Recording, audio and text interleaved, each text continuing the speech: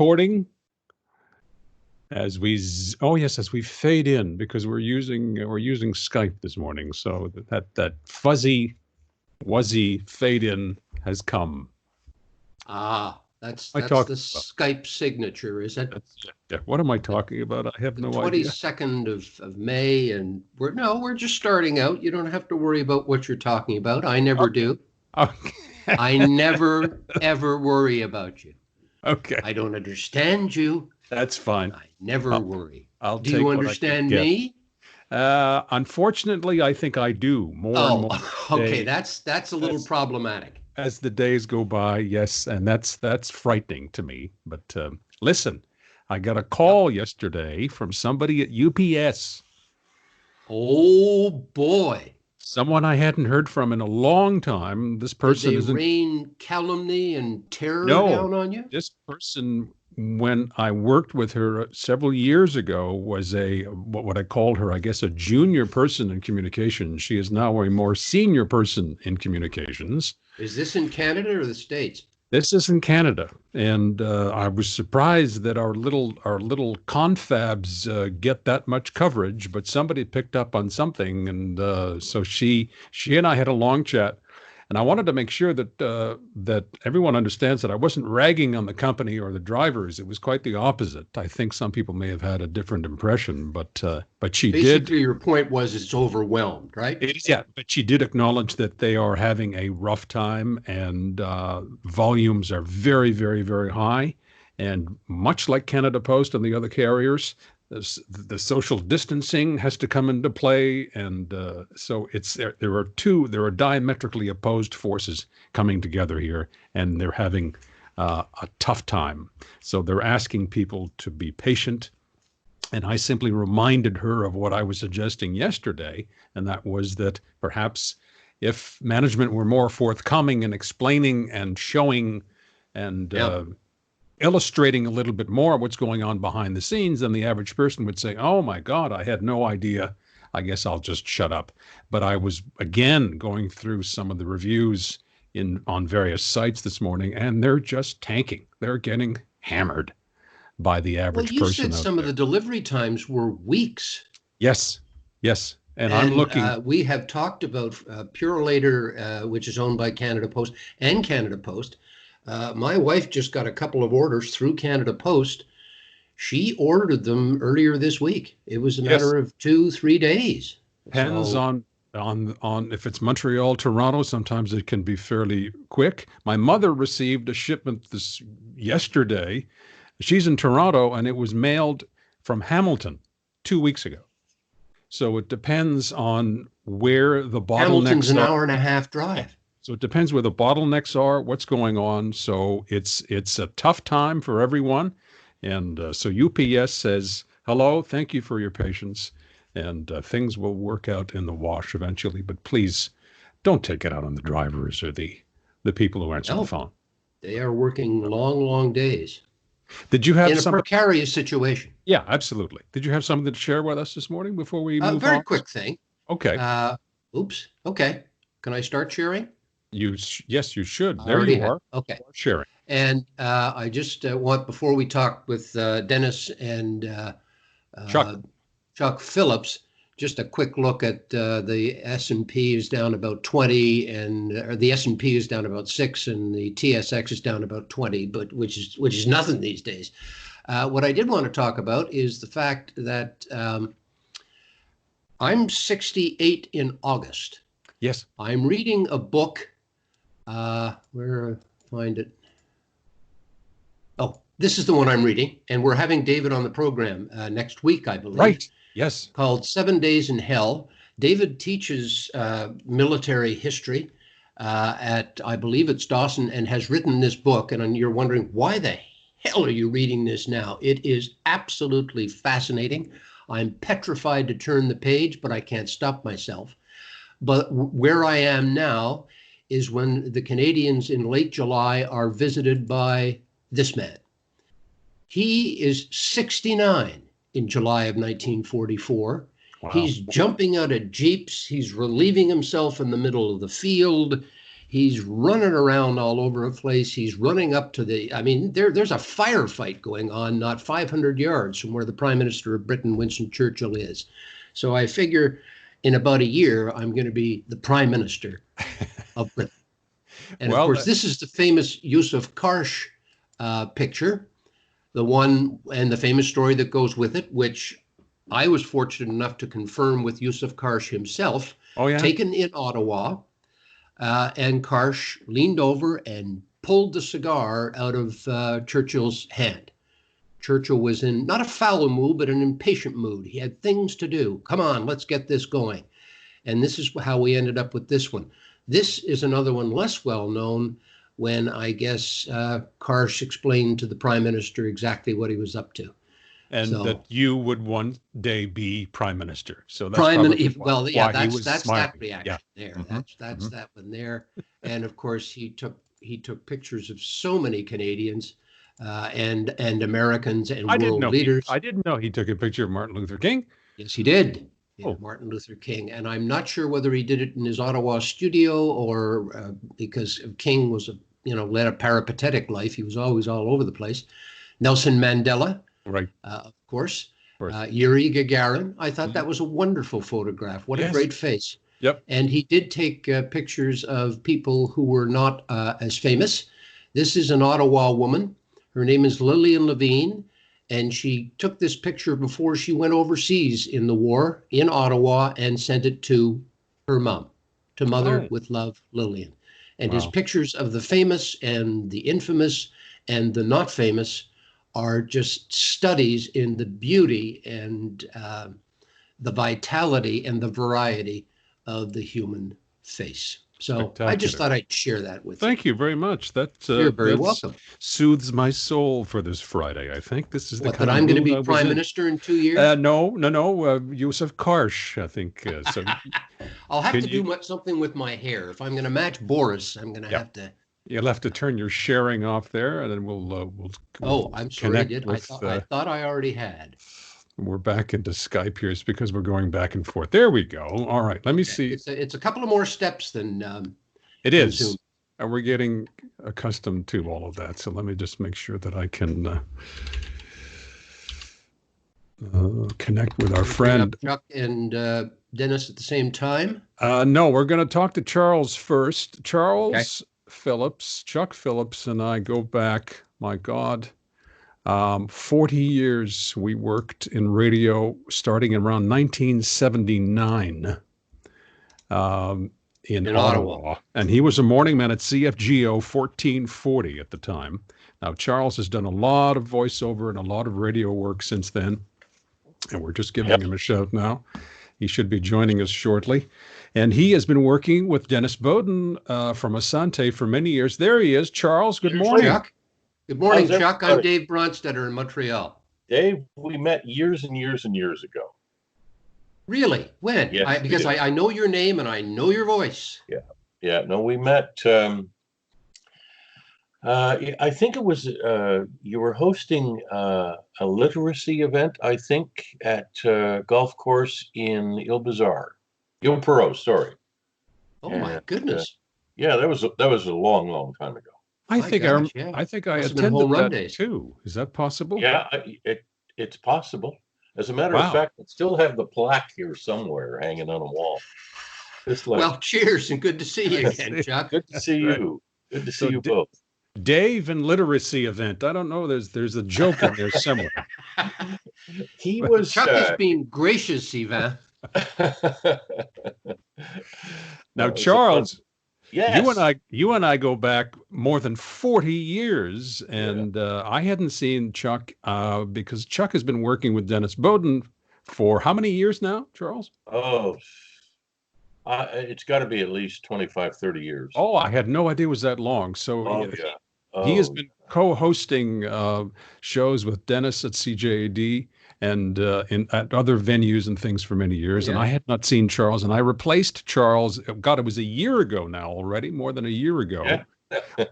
While Chuck went off on holiday, and I did a couple of shows with Dennis from his place on the West Island, and it was really a lot of fun to catch up with Chuck, who was the morning man at CFGO 1440 when I first met him in 1979, I think. Yeah, that was And about it. did you work at CKPM as well? No, You didn't. Okay. All right. no. So that was the precursor to CFGO. Anyway, that's a radio station that still exists, I think, on another frequency now. But Well, CFGO went on to become team TSN right. 1200 in Ottawa. Ah, okay. Okay. Uh, That's what and it I, is. I think they still retain the call letters, but they don't use them. Okay. No, So, it's like CKGM here, Chuck. Of course, it's Yeah. TSN radio, right? Yeah. 990. And they moved 10 degrees over too. They were That's 980. right. Chuck, did you know much about finance when you started doing the broadcast with Dennis Bodin? Were you a little nervous about it? It can be Oh yeah, arcane. it's a subject that I knew absolutely nothing about. But what happened was, a guy by the name of Bob Linney, when I was working at CJAD, Yes. came along to me one night and he said, starting next week, you're going to be hosting a show called Money Matters. And I went, what? I don't know about this. What? I said, I got a bank account. I said, it's not drawing any interest, just curiosity. What can I say? So anyway, we went on to do it, and I met Dennis when I was working at CIQC, which is the old CFCF radio, right. and that's now long gone. But Dennis and I continued, and then we went off the air for a year or so, and then we came back on at CJAD. So, but yeah, no, we've been doing it a long time. So. Jeez, But this is longer the than more some you do the marriages, show, the Chuck. more you, eh? This is longer than some marriages. That's right. Yes. But you learn as you go. And Yeah. one of the things I did do when I was with Dennis is I took the mutual fund course, studied that for a while. So you get a better understanding of what you're talking about. But now him and I can do that show with our eyes closed because we sort of read off each other. So, you know. I guess you've been off the air now for a while. Are you looking to get back on the rails anytime soon? I think so. I think once all of this COVID settles and life gets back to normal, then I think we're going to be up and running pretty soon. We do the show from Dennis's office, as you Right. know, and so their office is sort of on limited use right now until things get better. But I think it's slowly turning around, and Okay. yeah, we'd like to get back up. Okay. Let me see if I can get Dennis on here. We went Mr. Techno. went through Skype 101 with him yesterday. Yeah. And then he had a confab because I have to tip my hand here. I'm a client, as is my spouse. So she had a long chat with him after we connected yesterday. We'll see. Yeah. Dennis Did he come out of it alive? I think he did. When Dennis gets going, there's a lot of talking going on and a lot of gesticulating, and there's a lot of energy there, a lot of passion. So yeah, I he's think very he's dedicated. A whole lot of fun-looking guys there. okay. I think There he's he picked is. up. I Make can sure hear your him. make sure your camera's on, Dennis. If you just go down at the bottom of your screen there and make sure that there's no little cross through the camera icon. There he There is. you are. There he is. Jesus. Good Hey, morning. guys so far. Yeah. Good morning, So- Dennis. I'm Dave Bronstetter. You know Good this morning, guy sir. over here. Mr. I see Bodin. I There's see that- Charles. A lot of those guys don't have any hair. Thank you. Oh, yeah, that's You're- that is true, Dennis. Are you No, starting? you're okay. You're okay. Yeah. We're okay on this side. Okay. Speaking of somebody who doesn't have any hair, Dennis, Jim Robinson, a fellow golfer, says to say hi. Okay. Jim Robinson. Yes, good guy.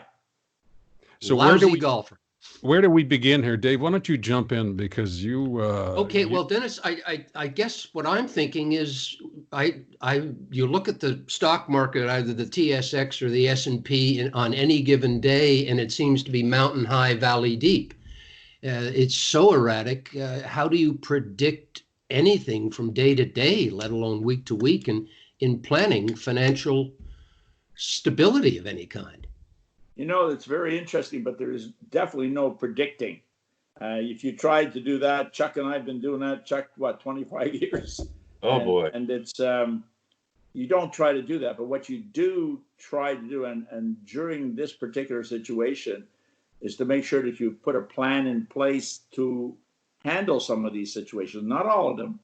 But if I can go back just a bit, this is what, third or fourth, 2000, 2001, 2007, 2008, and now this. So it's not like, oh my God, what are we going to do? It's, we know what to do. We've set it up to do it properly.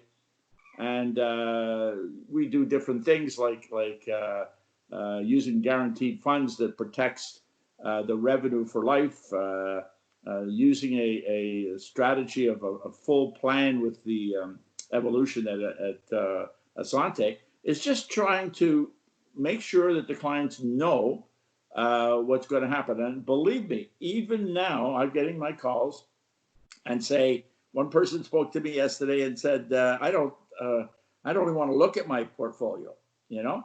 And I said, okay, that's fine. But I said, let me just give you a guess. At December 31st, you are at a certain level. The market took a hit, of course, during February and March. So when you got your March statement, you were devastated from a market point of view. And if you were looking at it now, I'd say 75% of that's all come back. But again, that's pretty much the pattern. Market value. I'm only talking market value. When a good part of your portfolio is being used in guaranteed funds, where your capital is protected and your revenue is protected for life, I'm saying to you, well, just think this: if you had $1 million and 800,000 of it was in the guaranteed product, every year that you don't touch it, you get a 5% bonus.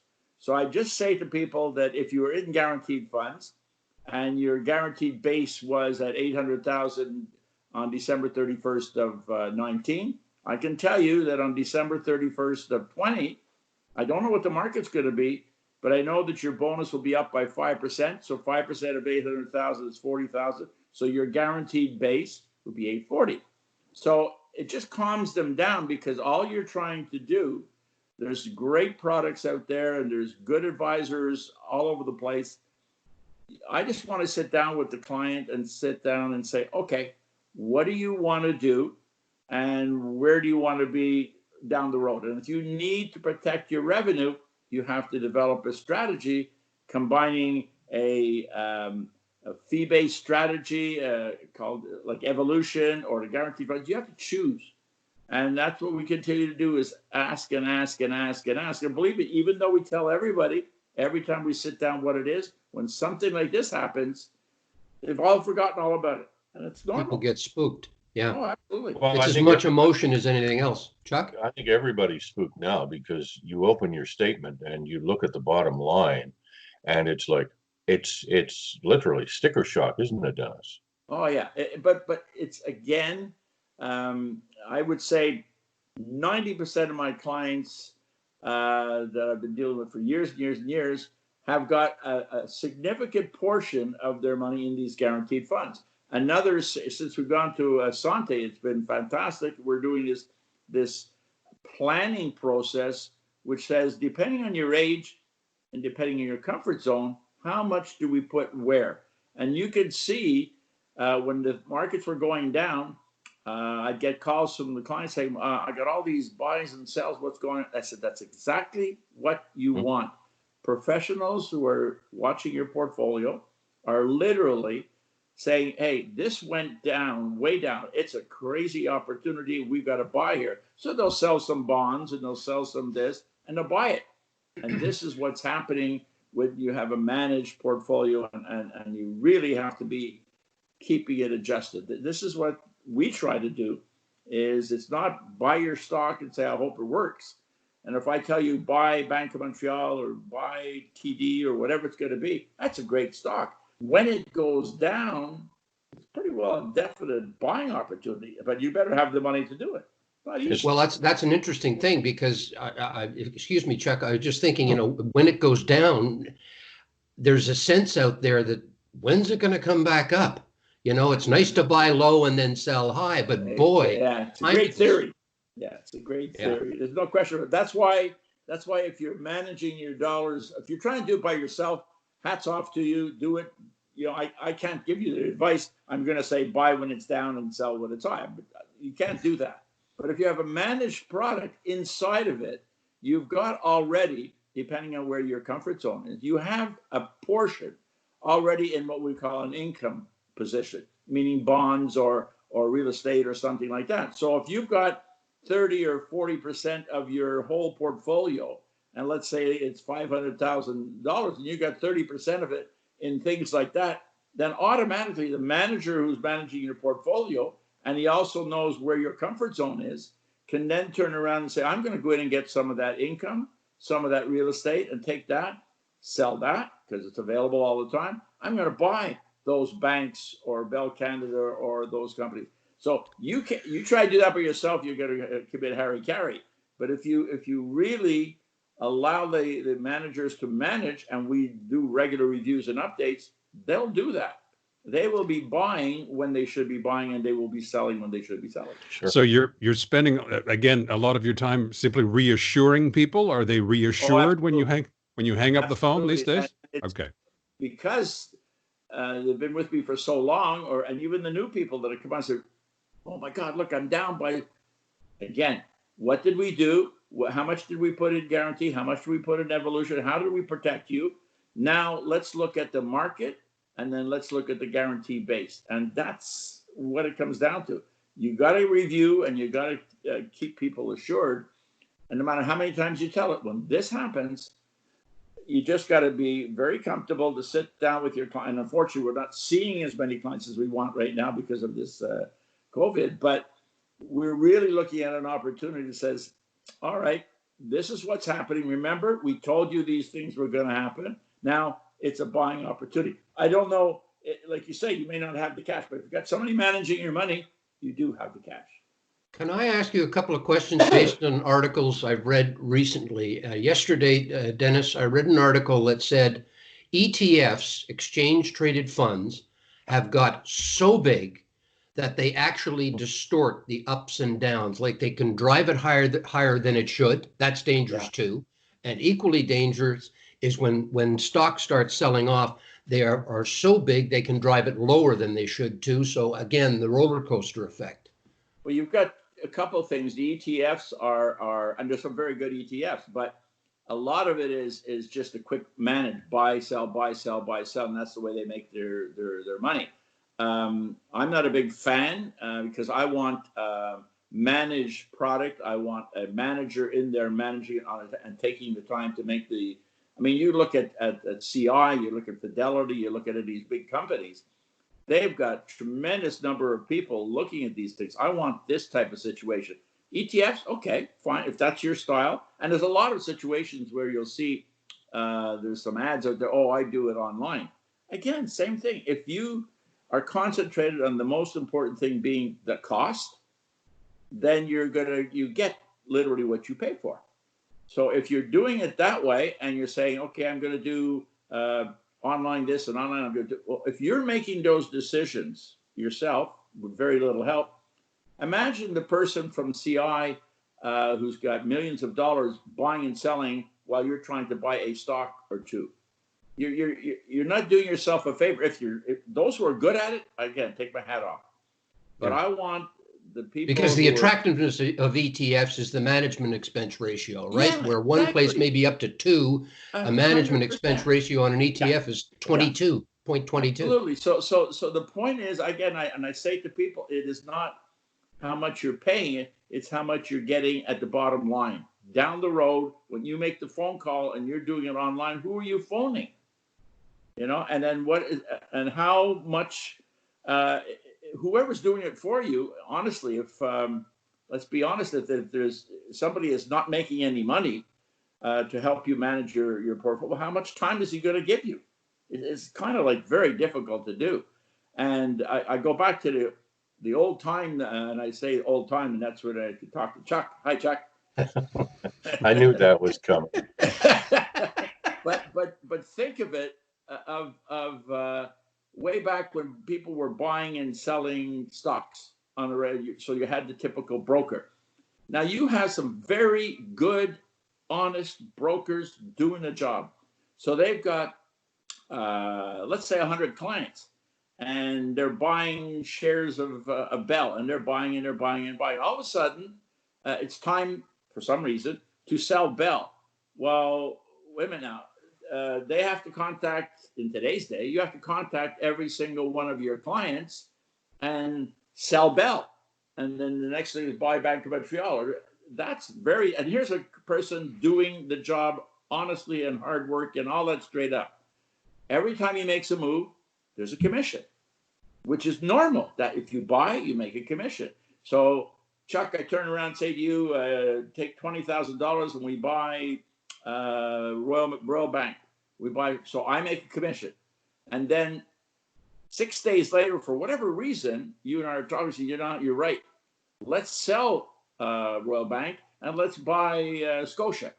Well, then I make a commission on doing the right job for you. I make a commission when it's bought and I make a commission when it's sold. And I panicked from that situation 1,000 years ago, because no matter how good you are, it looks like you're gouging the client. So as far as I'm concerned, I went right back to this. I want everything managed by a professional on a day-to-day basis, not charging back and forth. I mean, when they charge a commission over the year on an annual basis, whether it's 2, 2.5, 1.35, whatever. Okay, I don't have a problem with that, because it's being done for the best move of the client all the time. You're trying to do it on your own. And once in a while, I say, you know what, let's buy a share of this or let's buy a share of that. And even when I'm buying a share for myself, there's a commission charge. It's okay. It's nothing wrong with that. It's just that it's difficult when you get situations like this going on. How in God's name, if you are an individual broker looking after, if you've got 10 clients, that's not so bad. If you've got 110 clients, how in God's name can you possibly connect and call and all this kind of stuff? Well, I've got authority to do it. Yeah. Okay. So situations like this are like when the market drops, all of a sudden it comes out of nowhere, and it's not financial chaos. This one is, but it can be difficult on a lot of people. Well, this is not as much of a financial chaos as the one in 07-08 was, because that was really the banking system that was kind of like, that's right. Up. This is the bank. Thank God, in the State and in Canada and most of the places around the world, that the banking system was pretty darn strong, and luckily that's the case. Right. So the bottom line then, of course, the client has a responsibility here too, to review and to sit down with you on a regular basis. But if I understand the message clearly, is let the managers do what the managers do, correct? Yeah, but if you are a client, I mean, and when we tell this, I mean, Chuck, you and I have been on the radio for like 25 years or so, and we say it all of the time. Call. Anytime you want, you call, and at some point in time in the next week or 10 days, we'll sit down and we'll do a complete review. Sure. So when we're not on, like during the time we're going through right now, people say, well, we're not hearing you on the radio. No, that's it. So they want you being on the radio, even though they're not calling, which is good, which is great. But we've met many new clients doing exactly that. And it's good, because you want to give one-on-one sit-downs on a regular basis. That's what's necessary. Okay, just about I would imagine on a day-to-day basis, Dennis, that I would tell some of my clients, don't look at your RRSP every single day.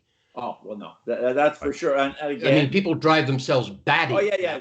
You know what? There's I think fewer of that now than there used to be. And again, we sit down with them on a regular basis and say, some people I'll sit down 2-3 times a year, sometimes once, but it all depends on where your comfort zone is.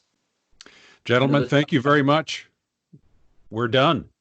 Dennis, it's nice to meet you. Chuck, guys. It's good to see you again. Great to see you all. Thank you. Stay well and be healthy. And we look forward to hearing you. Look forward to hearing you back on the air soon, guys. Thank you very much. Hopefully soon. That was wonderful. Thank you. Ciao. Thank you. Dennis Bodin and Chuck Phillips. Dennis is is a senior advisor with Assante, and Chuck Phillips is his partner in crime at CJAD. And I would probably expect them to be back on the air, if not this summer, in the fall. Anyway, I can't believe they've been doing that for I hadn't One said realized. 25, one said 30. I think Yeah. you tend to forget how many I years. realized that, and again, he mentioned CIQC. We were talking to Mitch Melnick a few days ago. Yeah. I worked at CIQC. Everybody kind of went through the same system there. So anyway, this could have gone on for quite some time, but you can see the energy there that Dennis has. Yeah. And that's Dennis. And and I think if you get him, there are tons of questions you could have for him based on what he's talked about managed funds. All your questions. He will answer everything. He was on Skype yesterday with my spouse for about a half hour, and she's much more hands-on than I am about this stuff. I don't sweat this stuff, but she's a bit more skittish. And, well, what I'm sort of somewhere in between. When this started, I literally made the decision, and I'm a looker. I look at the RRSP. I made the decision. Yeah, I then made the decision not to look at it for at least a couple of weeks because I knew this thing's going to be a long time coming. Dennis hit it bang on. We dove the same amount he said we dove. We have regained, if you look at anybody's RRSP, about that same amount. It's the uncertainty of what's going to happen if this thing goes longer so I do not look at it every day. As a matter of fact, I don't even do it once a week. And I think that's what makes me feel safer. Probably good for your brain. Yeah. Yes. And I have one word for you. What? ETF. Plastics. Plastics? Okay. Plastics. I'll keep that. Remember The Graduate? I certainly do. Yeah. All right. Actually, it's going to be interesting today because the banks are coming out with their quarterly. So if you got Royal Bank and BMO and TD, don't panic because it's not going to be a great quarter. A stinker of retail sales went down 10%, the biggest drop in history. It is huge. It's going to be quite an interesting. Yeah, 2020 shouldn't have happened so far. No, it should have been a complete write-off. We should have just skipped over to 2021. So yeah. Anyway.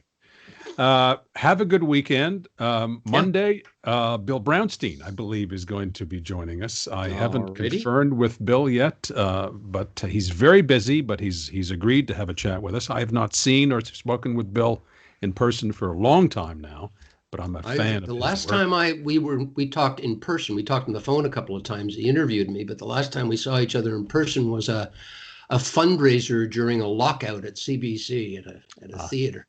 Yeah. Okay.